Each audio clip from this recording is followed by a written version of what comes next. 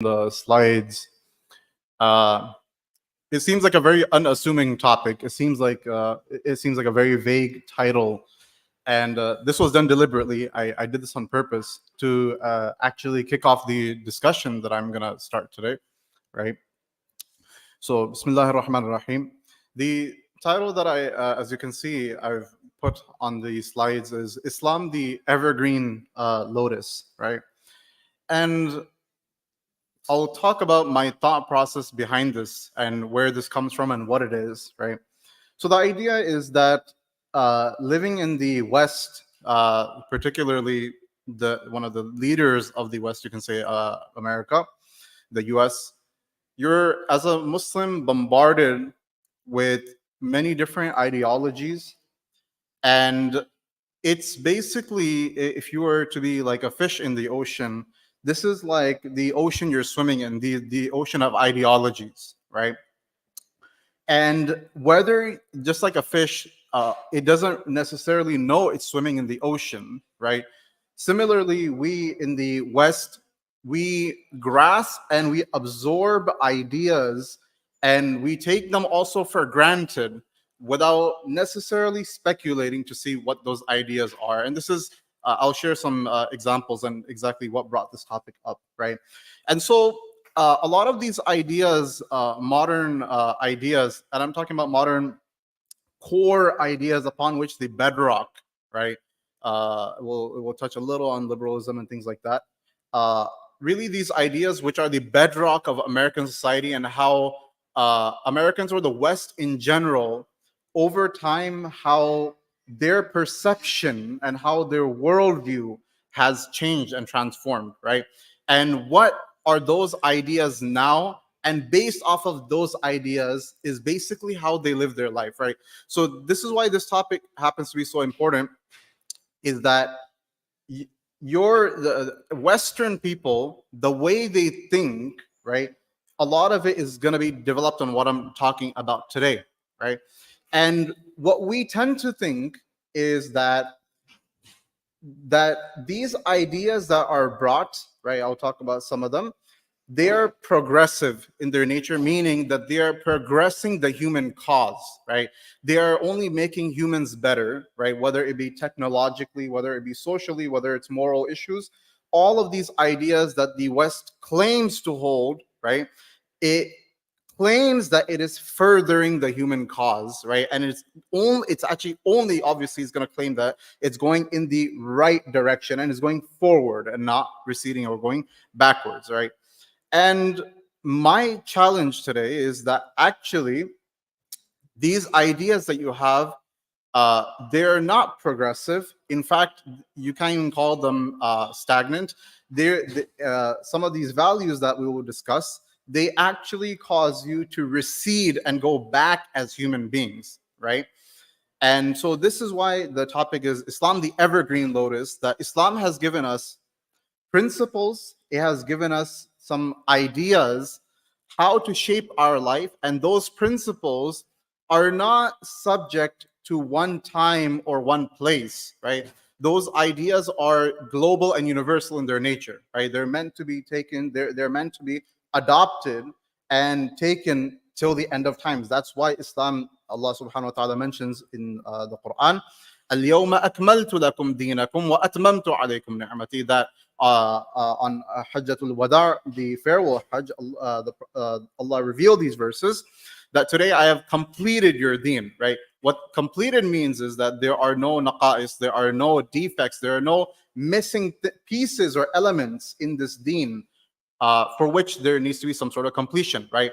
And so for us humans, right, the pinnacle of humanity and the best of humans were actually the Prophet and his ahd and his time, right? And the Sahaba.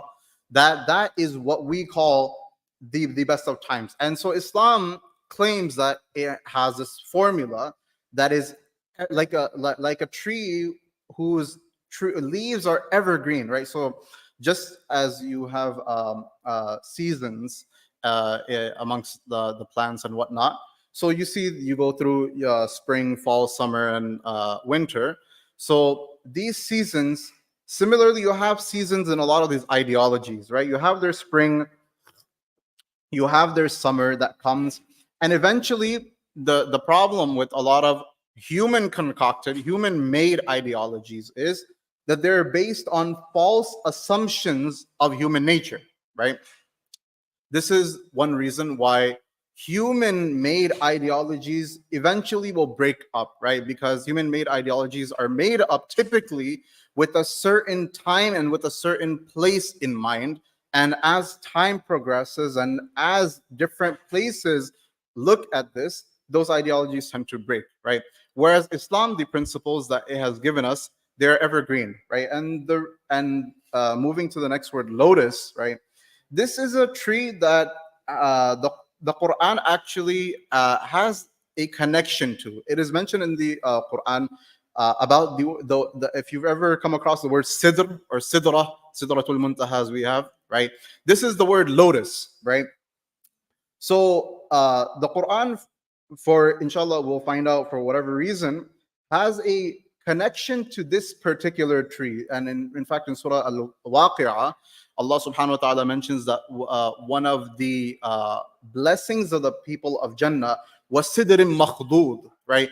Is that they will be given the fruit of the lotus tree, and that tree will be stripped of its thorns, right? Makhdud.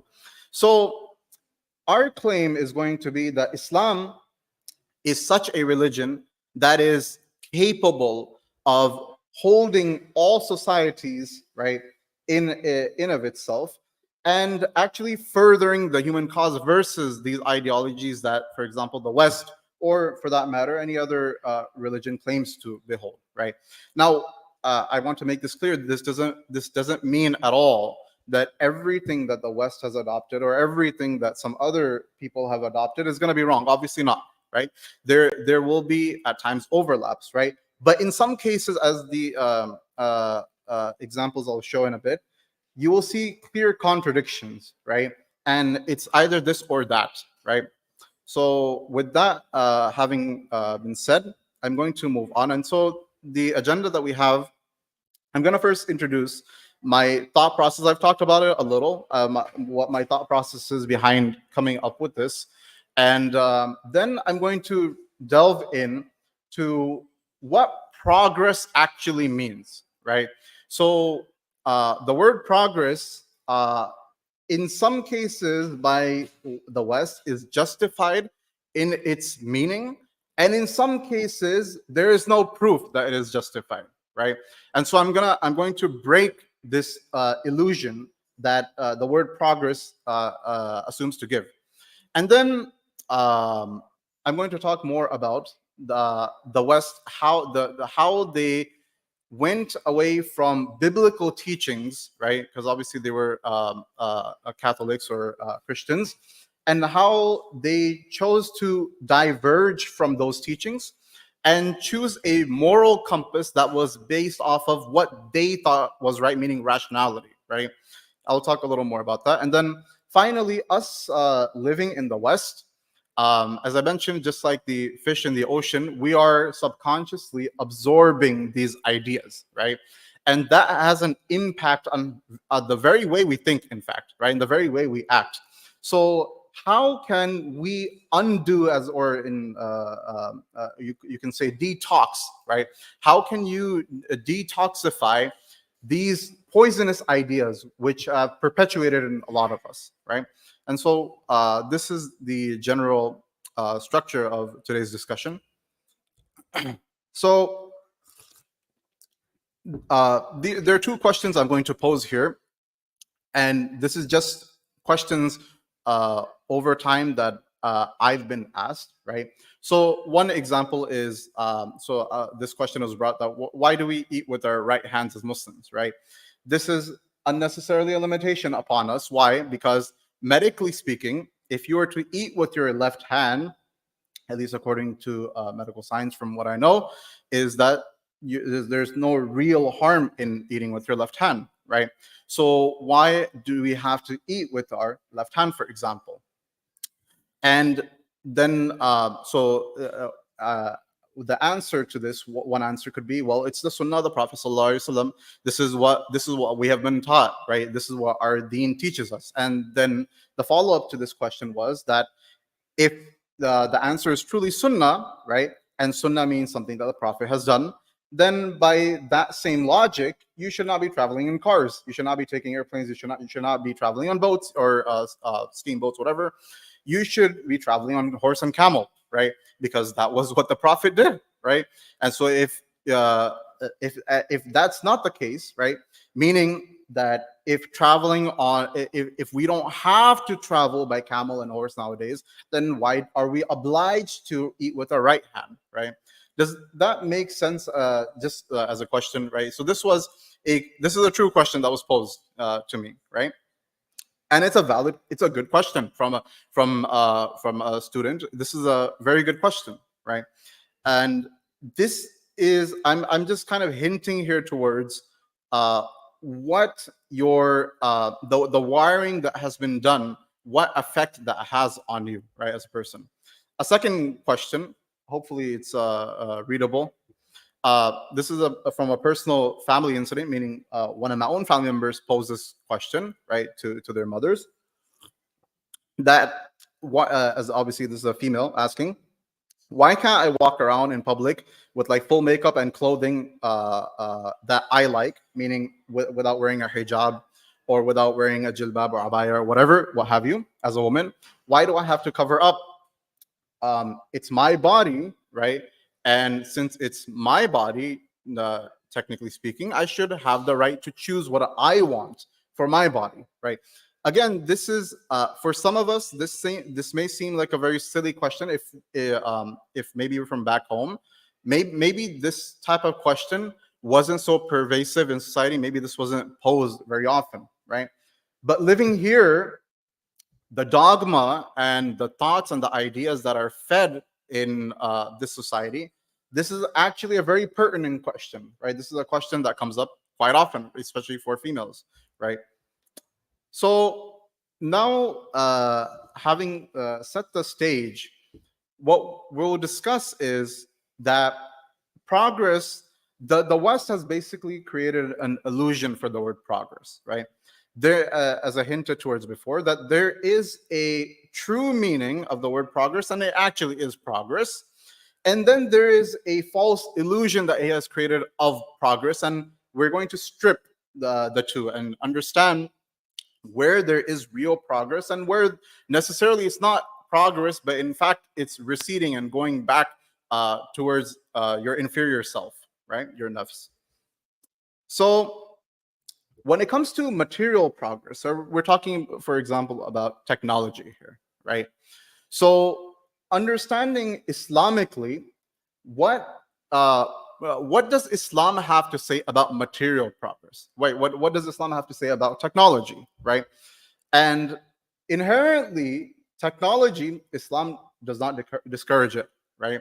Inherently, in of itself, technology is something that it depends on how you use it, right? And so Islam, in fact, in many places in the Quran, Allah subhanahu wa ta'ala, He wants us to go and observe the earth, right? قُلْ سِيرُوا فِي الْأَرْضِ فَانْظُرُوا كَيْفَ بَدَأَ الْخَلْقِ. That Allah subhanahu wa ta'ala mentions that go travel in the earth and see how Allah subhanahu wa ta'ala has started creation, right? وَأَسْبَغَ عَلَيْكُمْ نِعَمَهُ ظَاهِرَةً وَبَاطِنًا. And Allah subhanahu wa ta'ala has given you many blessings, both apparent and unapparent, meaning some blessings you have which are readily understood. For example, the sun, right? You can readily observe that the sun is emitting heat, right? That's readily observable, right?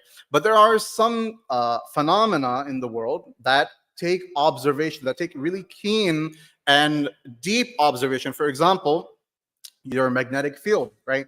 This is something that had to be discovered, right? How it works, what are its properties, right? So Allah subhanahu wa ta'ala in many places encourages us actually to go out and understand how the world operates. And in fact, there is, and I'll touch on the second point based off of this, the being technologically advanced is something that the Quran explicitly mentions, right? In one surah Allah mentions, وَأَعِدُّوا لَهُمْ مَا اسْتَطَعْتُم مِّن قُوَّةٍ وَمِن رِّبَاطِ الْخَيْلِ.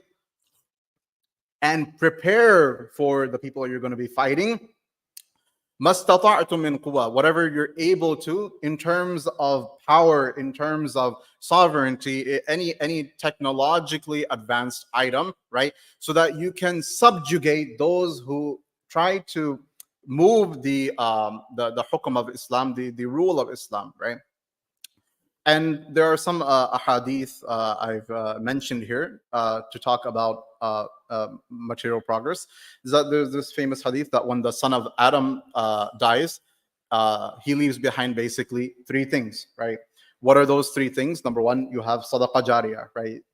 It's probably well known, but perpetual charity, right? You give something, and that becomes, for example, you build a well, and then people are constantly drinking from that well all the way till however long. So every time somebody drinks from that well, this is charity for you. This you get thawab for that. So you planted a seed for perpetual charity. The second one is, which I'm going to highlight, is ilmun yuntafa'u bih, right? Knowledge that is benefited from. Now, this knowledge can be knowledge of the deen, right? For example, you have the great fuqaha, you have the great jurists of Islam. They did a big khidmah and service for humanity by compiling the rules of Islam, right? This is a big service, and so this is knowledge that they've left behind, and this is something that will count for them in their as deeds, right? And over here also now, I'm going to add material inventions, right? So you built something, for example, if you were to build a light bulb with the right intention in mind, right? Now this is something that is furthering the human cause. It can be used for people, for example, reading the Quran, right, at nighttime when it was hard to read, right? So there's many uses. Again, it depends on the intention of the individual, right? So this is a very clear evidence where the Prophet ﷺ is also telling us to further our advancement, right, technologically, for example. And then finally, there's the righteous child who prays for the deceased. Obviously, that is something that the dead will have in their favor. Another incident, this one is probably well less known, is that during the Ghazwa of Hunayn, I won't get into the details of the Ghazwa, this battle, but the Prophet ﷺ, he sent two individuals by the name of Urwa ibn Mas'ud and Ghilan ibn Salama, and he sent them out towards the Persians. And the idea behind this delegation was that you go and understand the warfare technology that's being used, because Arabs, right, in terms of warfare and the technology that they were using in warfare, although strategically they had very, very good strategies, right? Strategically they're fine, but in terms of technology they were lacking. And the two main superpowers of the forces at that time were more technologically advanced, and as a result they were able to have more land subjugated to them, were the Romans and the Persians, right? That's just a fact. So the Prophet ﷺ understood this, that if Islam is to thrive, right, if Islam is to go and actually just last and thrive, so what's necessary is also that it must be technologically advanced. It must be able to battle, right, the sword with the sword, the cannon with the cannon, right? It must be able to do that. And so he sent these two Sahaba to learn how to make what we call the baba and minjaniq, right? And let me quickly explain these two things. The baba, this is your this is like basically a tank of the old time. Now you didn't necessarily have wheels or whatnot. The idea was that when you would go to conquer a fort, for example, if you obviously have people at the top of these forts shooting down arrows, and those who had the higher ground, they had a massive advantage, right?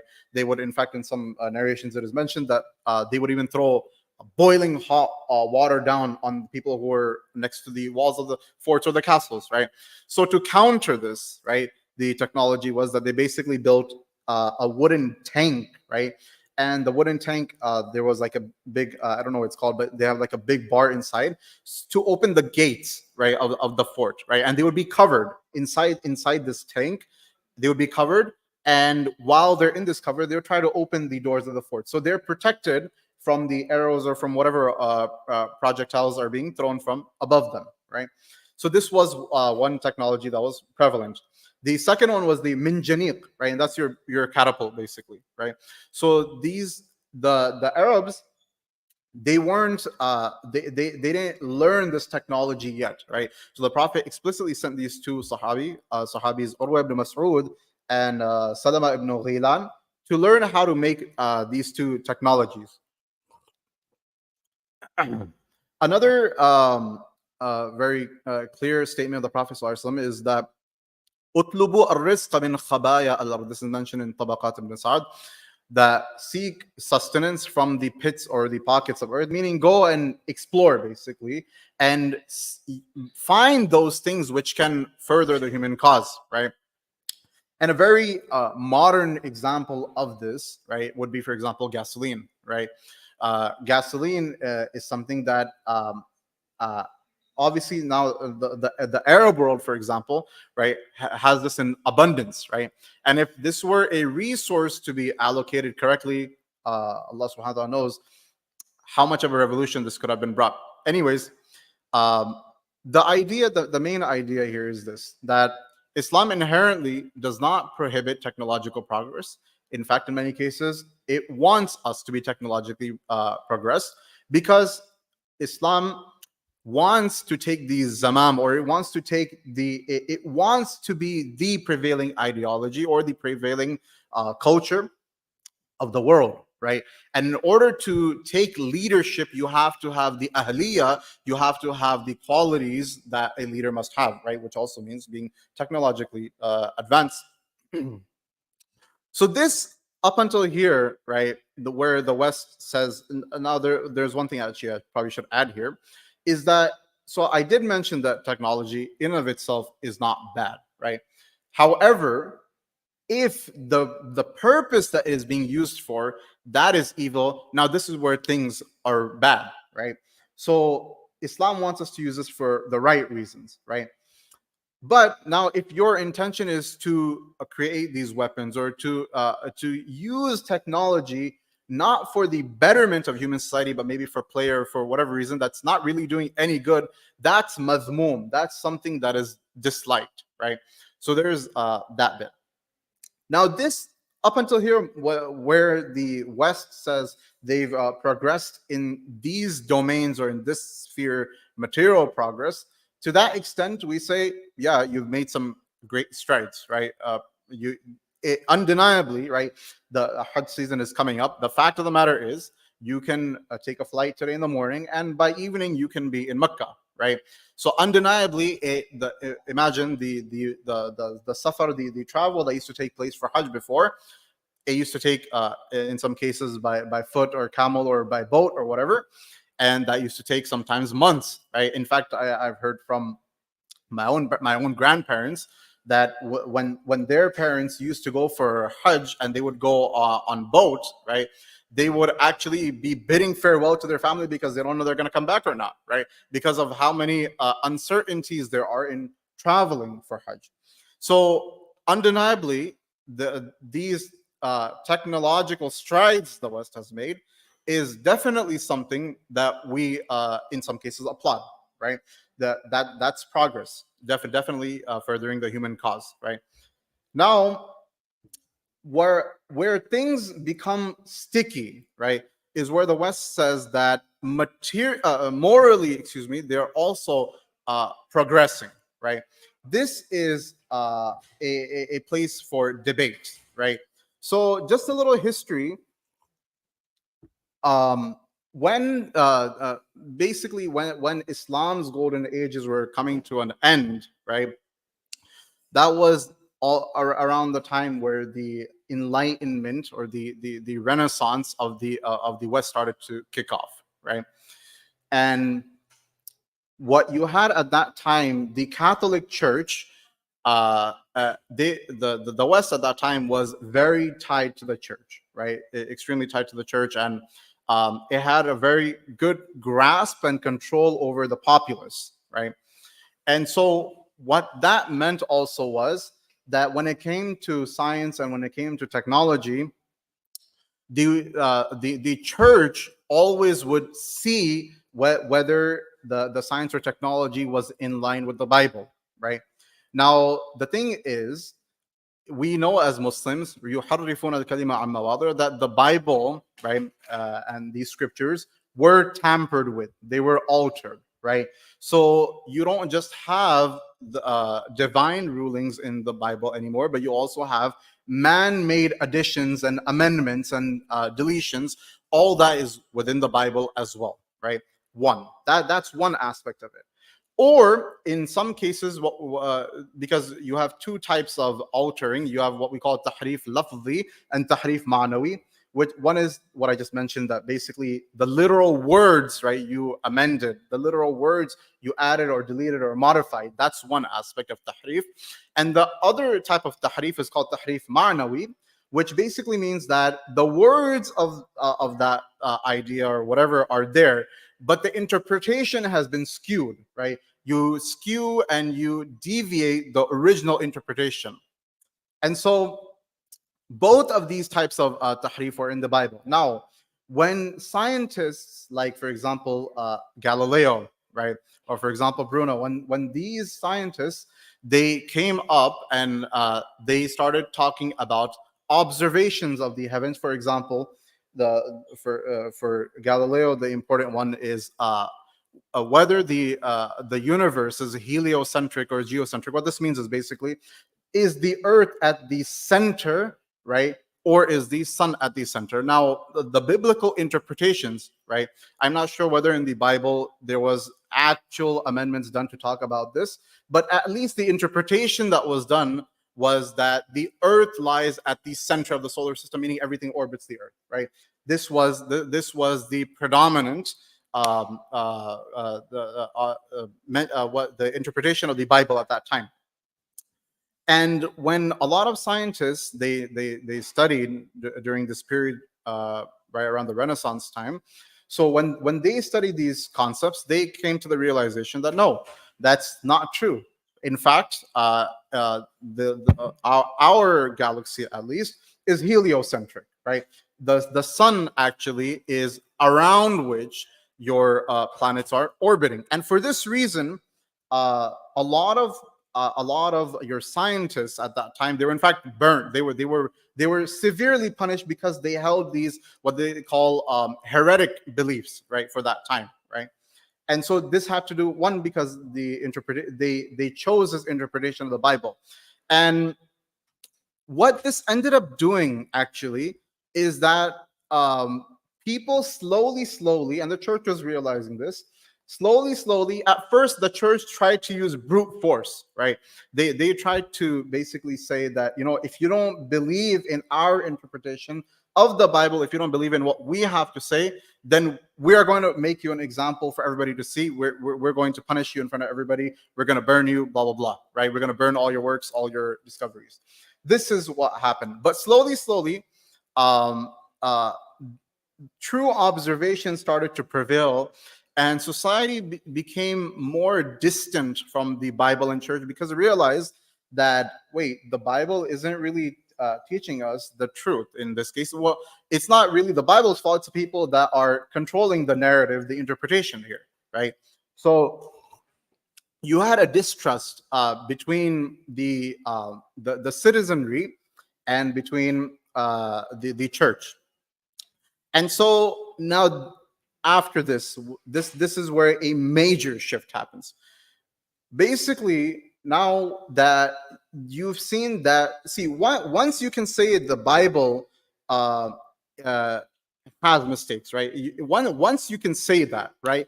Now the mind automatically, for example, races to, oh gosh, what else has mistakes in the Bible, right? What other faults are there, or what other wrong interpretations are there, right? And so this is where your ideology of rationality starts to actually come up, right? That if we cannot rely totally on the Bible as a source of truth and actually how to live our lives, because whether you're a Muslim, whatever religion you follow, the religion you follow shapes your worldview, right? If I just like if you're wearing glasses, if you have a red tint on those glasses, if you have a black tint, sunglasses, whatever, everything around you is going to look red, right? Everything around you is going to look black, right? And so that's just the nature of religion. So now once they realize that, hey, this Bible, God knows what else is wrong, we cannot use it to base our worldview, right? We've got to find some other source to base how we view the world. And so they came up with this, that basically there's only going to be two sources, right? One is our own senses, right? Our what we perceive through our five senses, smell, touch, hear, etc.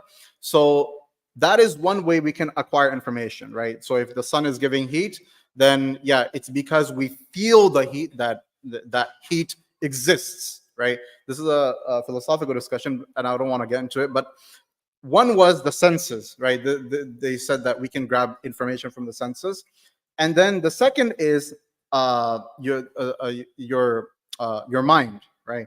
The brain, right? Whatever the brain perceives, right, through your different types of reasoning, whether it's inductive or deductive reasoning. So that is information that we can collect, and that information we can rely and base our entire society around, right?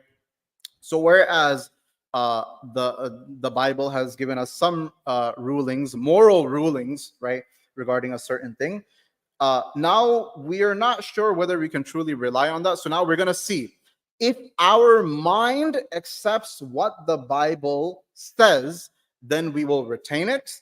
Otherwise, we will discard it, right? That's what the narrative became. And as you can see, this is a very dangerous narrative to have. And in fact, some of it has, in the last century, has actually crept into Muslim circles, right?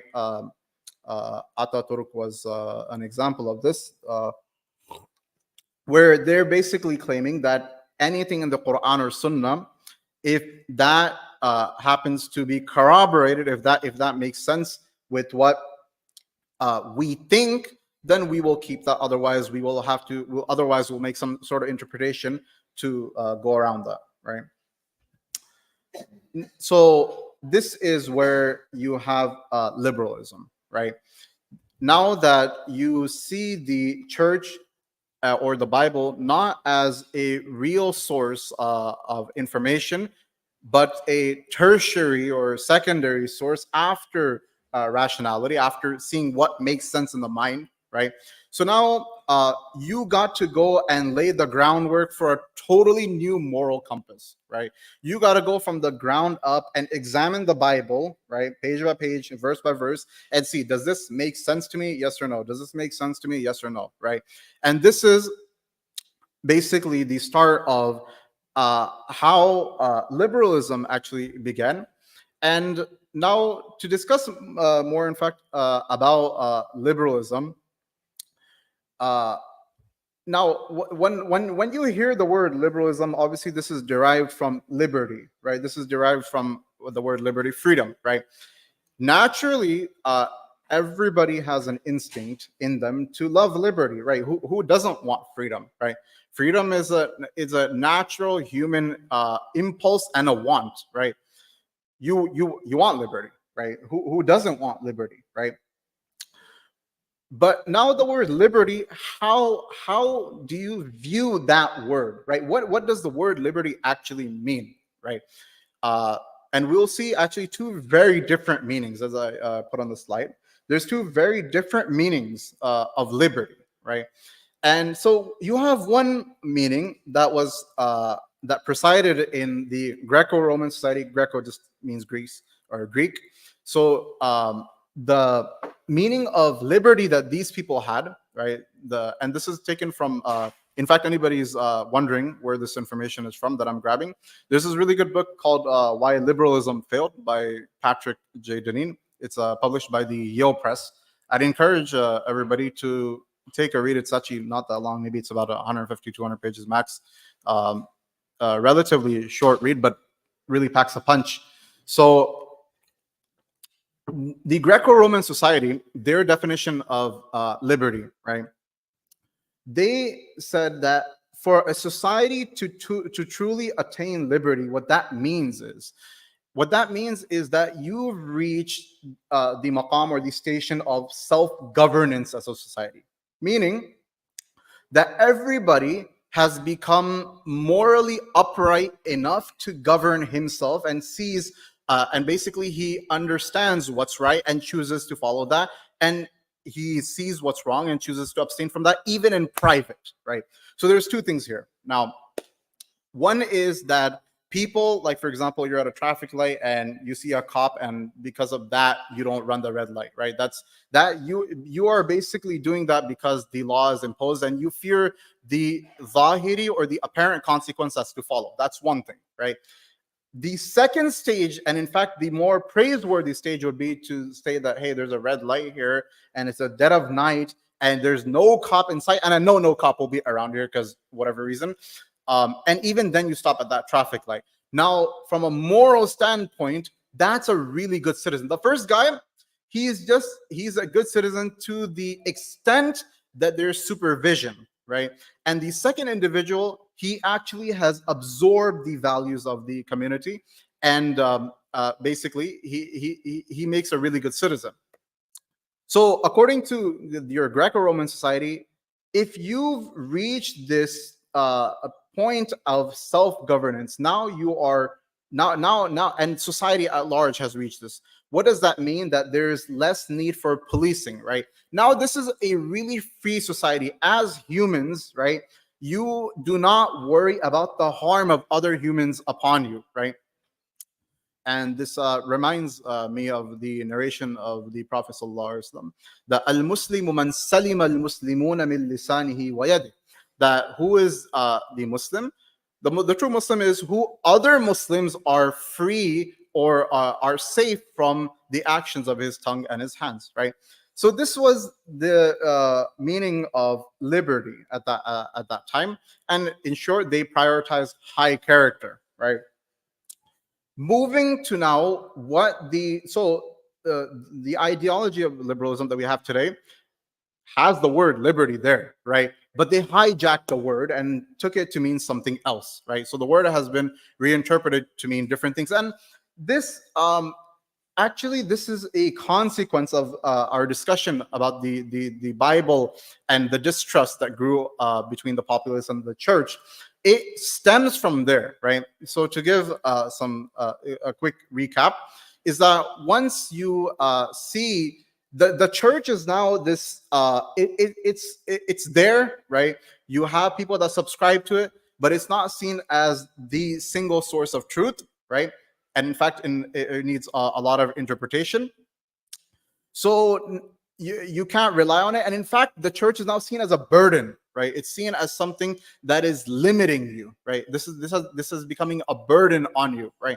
And so now what liberty means is to break free from church and religion, and in fact, any other social relationships that you have that you're not consented with. And so I'll read what I have on what the word liberty actually transformed into, or what constitutes a liberal society according to this new ideology. So a liberal society is a society that breaks free from all restraints that were unjustly imposed onto the citizen, whether that is by family, culture, or religion, and to maximize pleasure, right? So there's two elements to this. One is that just like the church's burden, it's a burden for you. So the question comes that, hey, what else might be a burden? What else might be limiting my quote unquote freedom, right? So another one is, for example, culture, right? Culture, every culture has its limits, right? Culturally, there are things you can do and you can't do, whether you like it or not, right? And there's no consent for these, right? You're born into, for example, a Hindu family, right? You cannot marry somebody outside of that religion, right? That's just culturally how they operate, right? So that is one restriction.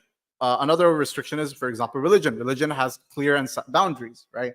If you want to be at liberty, if you want to be a free human being, you have to strip people of their religion, right, in order for them to be truly free. And this is one of the ideas, in fact, of Thomas Hobbes, that he envisioned, and this is a really silly and impossible type of setting. He basically envisioned the human, he says, in his very nature is free and doesn't have any of these social or religious constraints imposed upon him. He is born into a state of nature with none of these. In fact, these things are just imposed. So he said, in order for humanity to actually be free, you have to strip out all these things, right? And there's what we want to talk about here, though, is that let's take culture, for example, and strip it, right? So the word culture, what does it actually mean, right? Or where does it come from? It comes from the word to cultivate, right? So the word culture, in its very essence, gives the meaning that in order for a human being to be prosperous, why do you cultivate land, right? The reason why you cultivate land is so that you can grow crops and fruit and whatnot.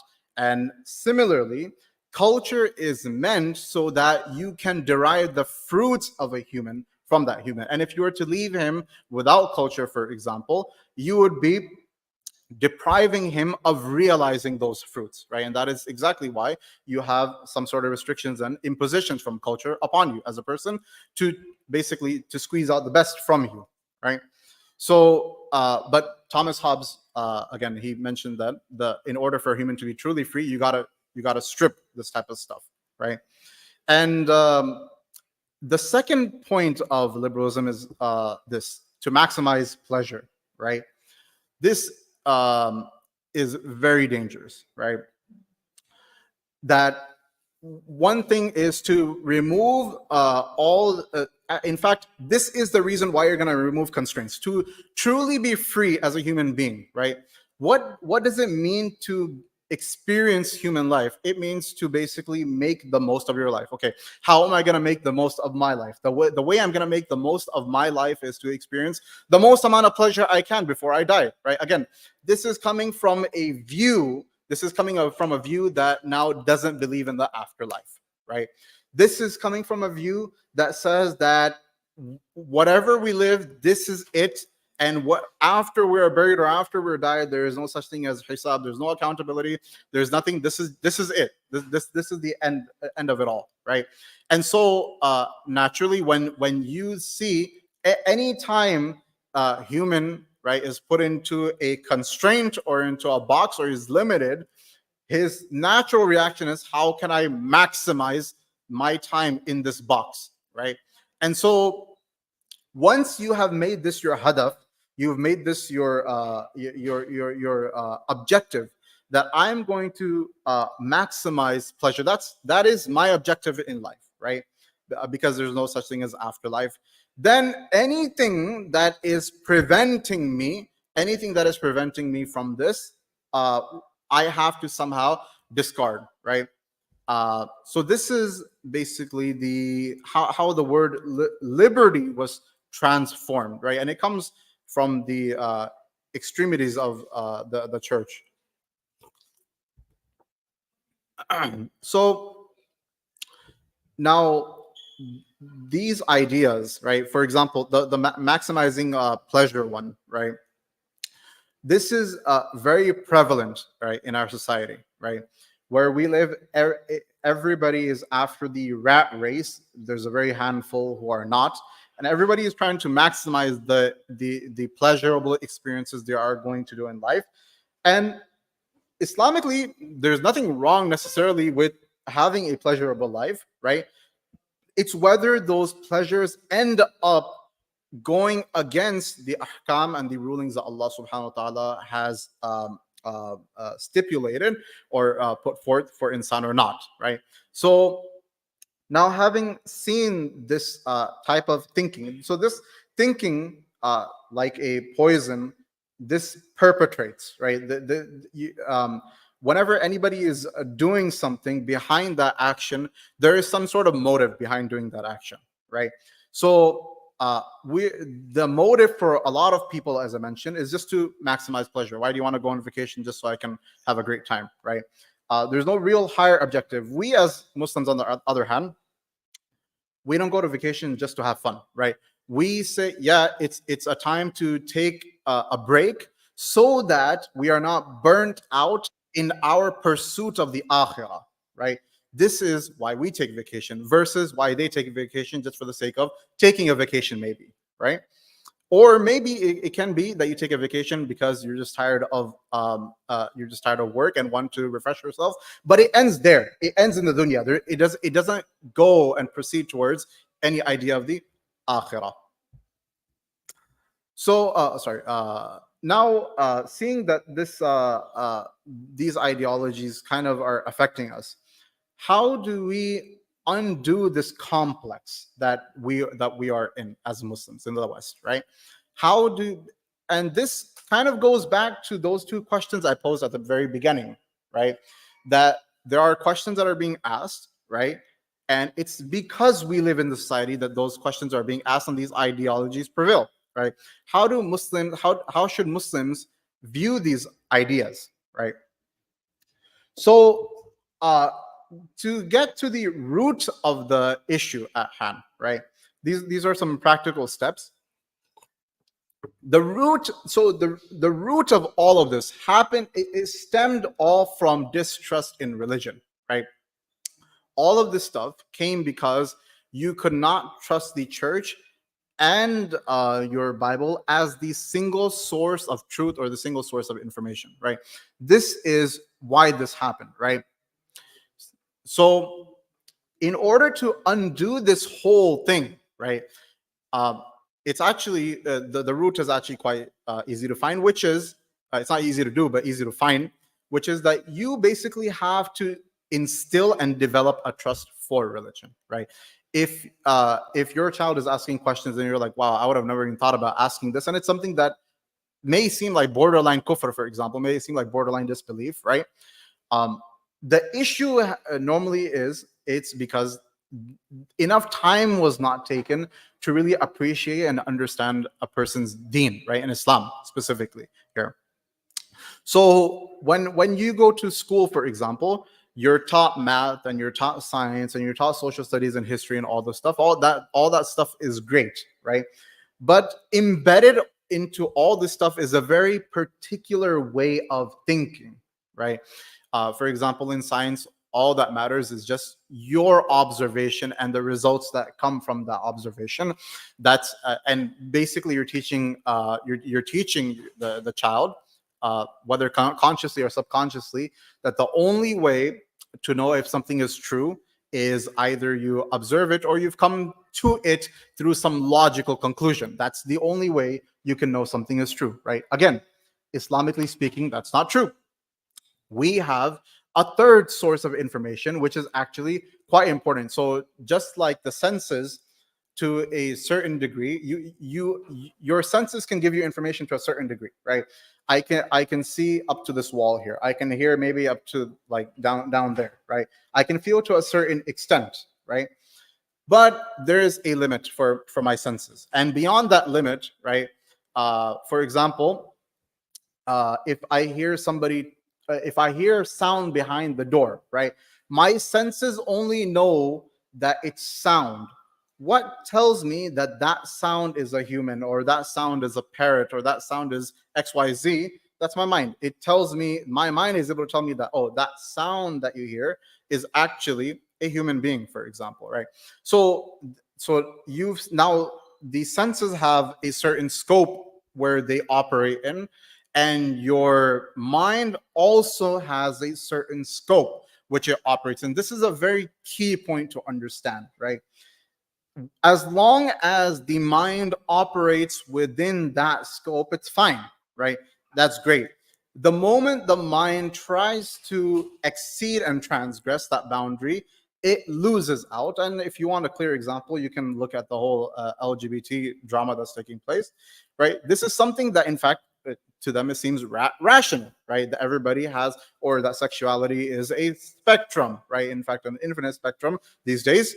So this is something that it's not through wahi. This is through something they concocted through the mind, right? So there is a limit to where the mind can operate until, and beyond that, that's exactly why Allah subhanahu wa ta'ala sent prophets, because where if everything could be acquired through the mind or through understanding, there would be no need to send prophets who receive wahi, who receive revelation, who receive information that exceeds what the mind can comprehend, right? What we call super rational, in fact, right? So this is the domain of wahi, right? And so there's two things here now, that you separate the domains of technology and morality, right? What that means is that yes, you can say that the West, technologically speaking, has progressed great, right? They've made great strides. But just because you have made progress technologically, right, that doesn't mean morally speaking, right, you're advanced, right? And in fact, the opposite is also true, that you have many societies that morally are advanced. Many of our countries back home, right? Alhamdulillah, a lot of them are obviously things are creeping up, but they are safe from a lot of the dilemmas that you face here, right? And morally, in some situations, they are superior, even though technologically speaking, they may be behind, right? So one doesn't mean the other, right? Now, and I should probably be wrapping up. What does this mean? Does this mean that you can't learn morals, you can't learn character from non-Muslims, right?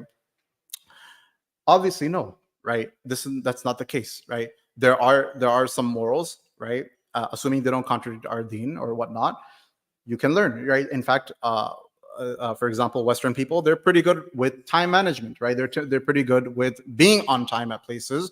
These are all characteristics you can learn from them. But the main idea here is that there are moral values which do contradict Sharia, and there are ones that don't, right? So there's a obvious principle. In fact, in Arabic we say the khudh ma safa wa da' ma kadur. Take what's good and leave that which is bad, right? So the same applies for morality, right? And there's a disease with some Muslims that try to anything, whether it's technology or whether it's morality, social phenomena, whatever it may be, they try to say that, okay, if the West has done it, then we should also follow their footsteps. We should also follow behind them, right? And this is the Prophet sallallahu alaihi wasallam. He prophesied actually this type of phenomena happening, where he basically said that wherever the Christians or the Jews, whichever direction they're going to go in, there will be some Muslims who also follow in that direction, to the point that if they were to even jump in a lizard hole, the Muslims will also jump in the lizard hole. And that is a problem, right? Our tradition, Islam, is so rich, right, that it's meant to be the axis upon which we weigh the truths of other things, right? So if we have moral values that are pervasive in the society, we already have the truth, right? It's not like we need to bend our reality of Quran and Sunnah to match what they have, right? We have our source of truth. In fact, whatever contradicts that, we discard, and we say that, hey, our deen doesn't say that, right? And it's because of these following reasons. I'm gonna probably end with just this. Allama Iqbal, for those who have heard the name before, he's also known as Shair Mashriq, the poet of the East. He has some really, really keen insights on liberalism and Western society, and that's because, in fact, he was studying philosophy, right, in Germany at that time, and he really understood what the bedrock of this society of your Western nations, what that bedrock is, right? And his idea, one of his ideas is mentioned here, is that he's trying to inform the Muslims that just because Muslims, um, uh, there's in British India, right? Some of us may know that India was colonized, right, by the British, right? So the Britishers, they didn't just colonize land, they also colonized the minds of a lot of people, to the point that there was a famous term that was used to call Indians, right? British influenced Indians, they were called coconuts, right? You're brown on the outside and white on the inside, meaning what you embrace white Western ideas, right? They're called coconuts. So uh, uh, Iqbal, he wanted to really tell them that yes, the West technologically is very advanced. There's no doubt in that. But the reason why they're advanced, right, is not because of these things. So he mentions that the original that I have on, I believe, the left is actually in Farsi. That قوة المغرب ناز چنگو رباب ne az رقص دختران بحجاب ne az سحر ساحران لا لروس ne as Oriane Sak, wa ne as Qatermus, that the strength of the West does not come from the harp or the lute, nor from the dance of unveiled daughters, nor from the enchantment of the rosy cheeked sorcerers, nor from the bare legs, nor from cutting hair. And you can read the rest if you want. This is in his Javidname. The idea that he's trying to tell us here, that the reason why, so the Muslims are trying to see why is it that the West has subjugated the entire modern world at that time, the British, for that you can say that, why is that the case, right? So Iqbal is trying to tell them that no, it's not that they're technologically advanced because of their pursuit of science, for example, and technology. It's not that they're strong because of for example, the dancing of women without scarves, or for example, it's not because they have a Latin script, or it's not because they wear a suit and a tie and whatnot.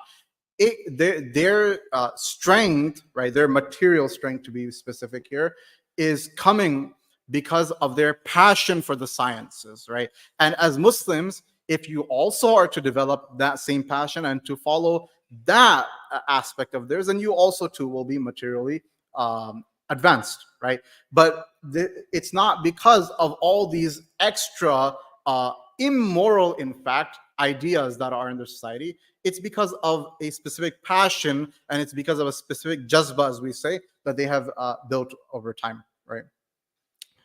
I believe Salatul Isha is in a few minutes.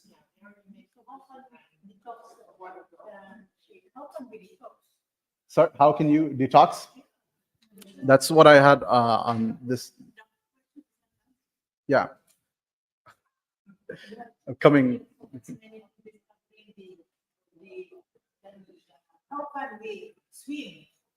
Correct. Yes, this is what I kind of pointed towards. The way this is going to happen is going back to the root of the issue, with which is developing a trust and actually a meaningful relationship with your deen, with your religion, right? Seeing that as a source of truth and understanding why that's the case, right? That's very important. If you can see that, right, then all these things that are in front of you, they will just be like illusions, just like the sticks of the stick and rope of Musa versus the sticks and ropes of the sorcerers, right? That Musa alayhi salam, he had conviction and he knew for sure that Allah subhanahu wa ta'ala is with him, right? And therefore he was able to see the truth, right? And that's why everything in front of him was actually just sticks and stones, right? So this is how we ought to do it. Now, what that means is, how are you going to develop a relationship? Now, we have to go back to the sunnah. This is a totally different topic on its own now, right? That's a whole seminar on its own, right?